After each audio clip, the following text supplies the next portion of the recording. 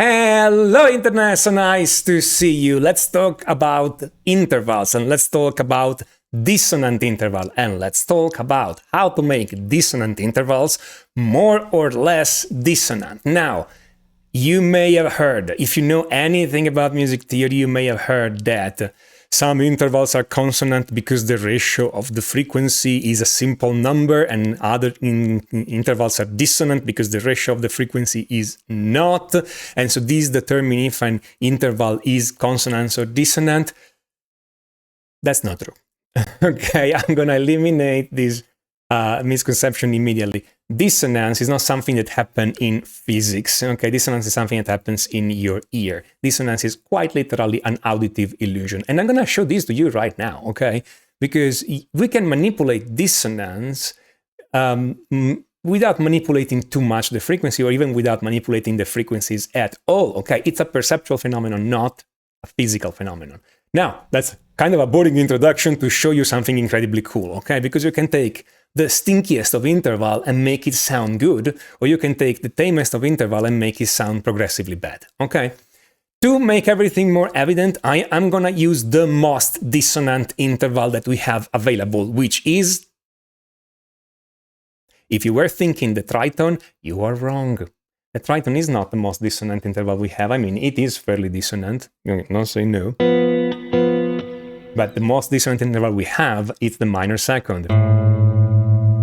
I mean, this is positively stinky, okay? So let's do that.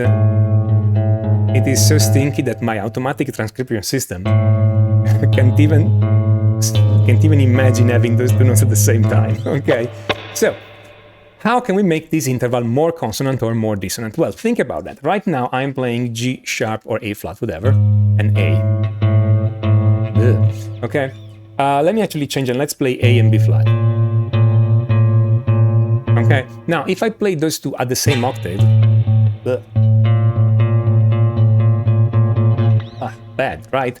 But if I'm starting to increase the distance between those two octave by octave, okay, so for instance, if I play the A here, but the B flat here, this is still dissonant, but less. If I play the A here and the B flat here, this is still dissonance, but even less. And if I play this, you may even start to wonder if this is actually dissonance or not. I mean, that's A, and that's A, B flat. It's dissonant, but it's not as urgent as this, okay?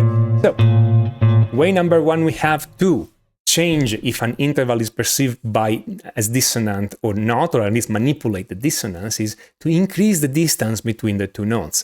How would you apply that? But for instance, if you're playing a ninth chord, you can play, let me play an F. Let me play an F sus2 this way, F, G, C, F, okay? These F and G are together, and they sound lovely to me, but sometimes you may think this is a bit too dissonant. If this is the case, just make sure you put the G note on the higher octave. So respect from this, it sounds a bit more open and less dissonant. And this happens especially if I also have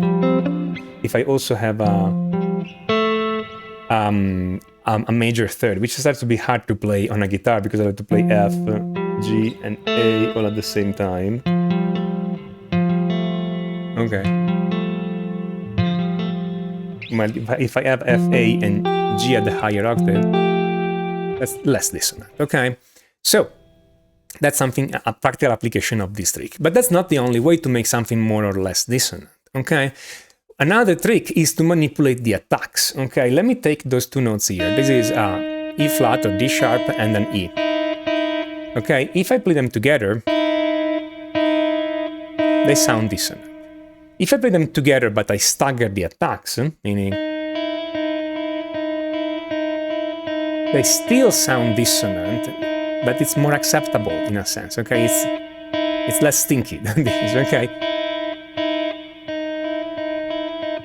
still very dissonant, okay? By the way, by the end of this video, I'm gonna show you how to make this one sound incredibly sweet. You will not believe it, okay? But let's get there step by step. Another way to manipulate the dissonance. So, sorry, let's come back to this, the stagger the attack. So it's if you have a chord that is particularly dissonant, rather than playing it with all the attacks together, so all the notes at the same time, arpeggiate it, and it will sound less dissonant.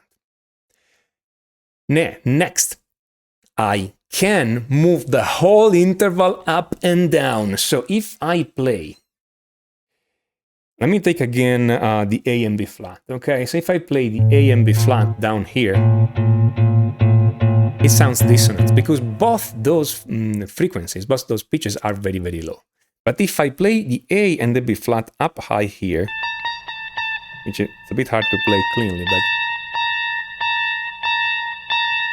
it is still dissonance, okay? I mean, it still kind of stinks, but it's less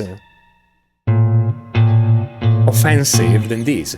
Okay, this effect is, I mean, on the range of a guitar, you can hear it, but not so much.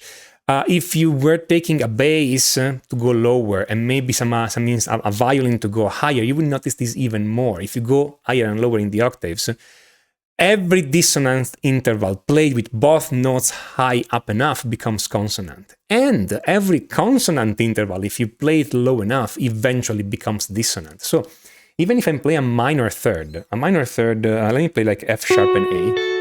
It's a perfectly consonant interval. I mean, it's an imperfectly consonant interval, but it's a consonant interval. But if I play down here, it starts to sound muddy. If I play this on a bass, okay, it starts to kind of be dissonant too, okay? So that's another thing, move the notes high or low. If you have a dissonant chord, play the whole thing higher, maybe an octave higher, maybe 2 octaves higher, okay? And it will sound more consonant. Next. Hear this. That's a half step, again, a minor second. If I play this, it's dissonant. If I play this, so yeah, I lower the volume and play it quieter,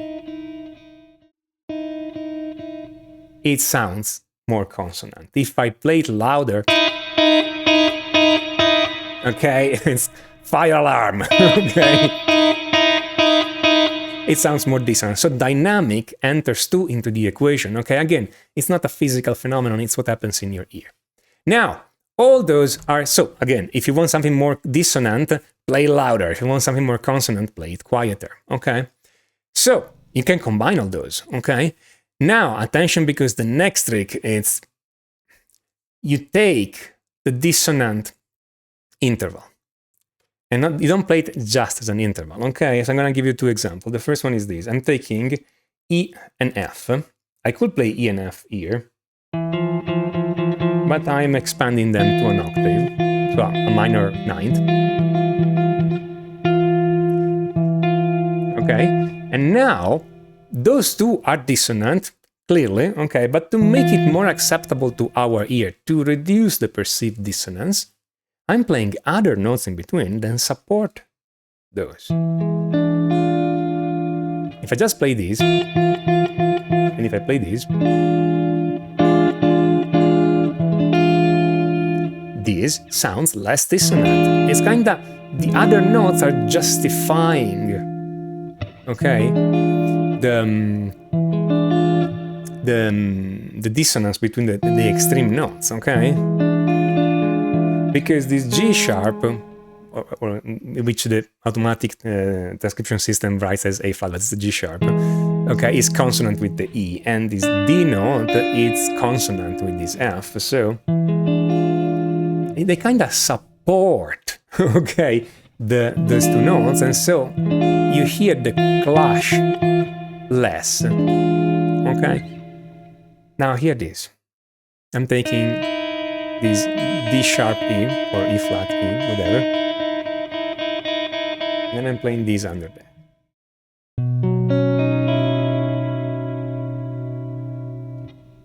That's how it sounds, just the dissonance, and that's how it works with supporting notes.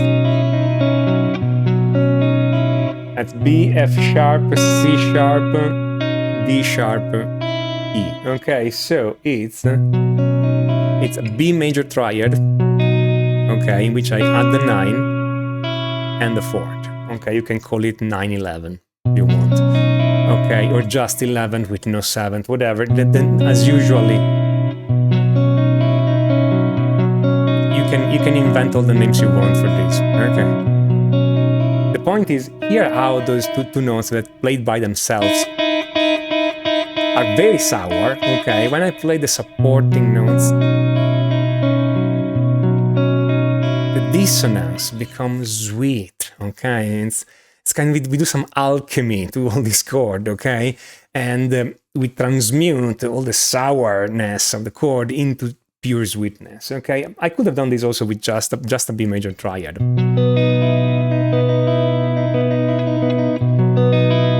But the extra 9th, it's even better, okay? So this also manipulates the dissonance of the chord. Those two pitches did not change, but the context of the pitches change in your mind because I'm playing other notes, and your brain doesn't hear those as dissonant anymore. Your ear hears these as a spice on the chord, not as a clash between two notes. Okay, so all this should show you that it's more of a psychological, perceptual phenomenon than a physical phenomenon. But what is interesting for us as musicians is that you can take even the stinkier of the intervals like this, and by changing how distant are the two notes, how high or low are the two notes, if you play the attacks together or separate, if you play at a high dynamic or low dynamic, and if you play supporting notes and which supporting note, you can totally change the feeling of that interval and make it more or less consonant, okay, to suit your music, okay? And that's a simple example of how music theory helps you doing something that people consider magic, because it's still the same two notes, okay? Now, if you want to know way more about chords, harmony, and how to use them in your song, I recommend you take a look at my course, Complete Chord Mastery. Okay, it's a video course, and it's complete, like the name says, it's complete. It teaches you everything you need to know about chords and harmony on guitar, how to find the chords, how to play the chords, how to create chord progression. It's a theory course and it's a practical course, okay? I'm not just giving you everything in theory. I'm showing you pattern diagrams, ways to find the chords around, ways to combine those chords, way to play those chords, and way to actually make real guitar parts that sounds in different styles using those chords, okay? So fairly complete, I'd say, okay? So have a look at Complete Chord Mastery. This is Tommaso Ziglia of musictheoryforguitar.com, and until next time, enjoy.